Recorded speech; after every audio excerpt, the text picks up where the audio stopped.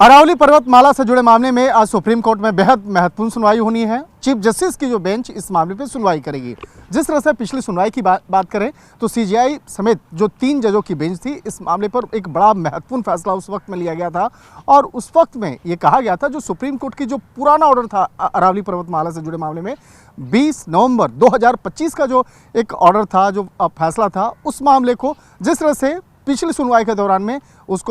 पर रोक लगा दिया गया था और कहा गया था कि इस मामले पर एक नई समिति जो नए का गठन किया जाए। इसके साथ साथ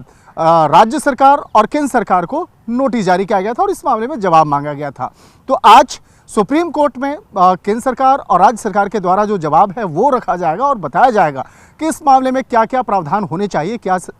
कमेटी जो गठित होगी उसमें कमेटी में कौन कौन से लोग हो सकते हैं, उनके नाम के बारे में भी कोर्ट को बताया जा सकता है। लेकिन जिस तरह से अगर राज्यों की अगर बात करें तो कई राज्यों से जुड़ा ये मामला है, चाहे बात करें राजस्थान, गुजरात, हरियाणा, राजधानी दिल्ली, इन राज्यों से ये जुड़ा मामला है। जिस तरह से अरावली की बात करें,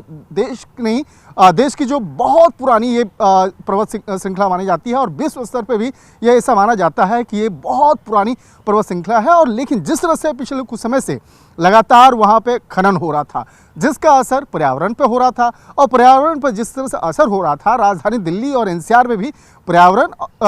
काफ़ी उस पर प्रभावित हो रहा था। तो इन तमाम मामलों की गंभीरता को देखते हुए कई पर्यावरणविद और इसके साथ समाज सुधार से जुड़े हुए जो लोग हैं, संस्था हैं और इसके साथ साथ राजनीतिक लोग भी इस मामले को लेकर चर्चाएं शुरू कर दी है और एक बड़ा आंदोलन की तैयारी चल रही थी। लेकिन इसी दौरान में जिस तरह से सुप्रीम कोर्ट ने एक महत्वपूर्ण फैसला लेते हुए जिस तरह से जो पुराना जो फैसला था इस मामले पर उसको फिलहाल रोक लगाया और केंद्र सरकार और राज्य सरकार को नोटिस जारी किया। तो आज इस मामले पर देखना लाजमी होगा कि राज्य सरकार यानी कि जो चाहे गुजरात की बात करें, हरियाणा की बात करें, राजधानी दिल्ली की बात करें या गुजरात की बात करें, तो किस तरह से राज्य सरकार अपना पक्ष आज कोर्ट में रखेगी और क्या क्या इस समिति में कौन कौन से लोग होंगे, समिति के द्वारा क्या प्रावधान हैं, उन तमाम बातों को कोर्ट के सामने रखा जाएगा। निश्चित तौर पे कह सकते हैं कि ये मामला हाई पारा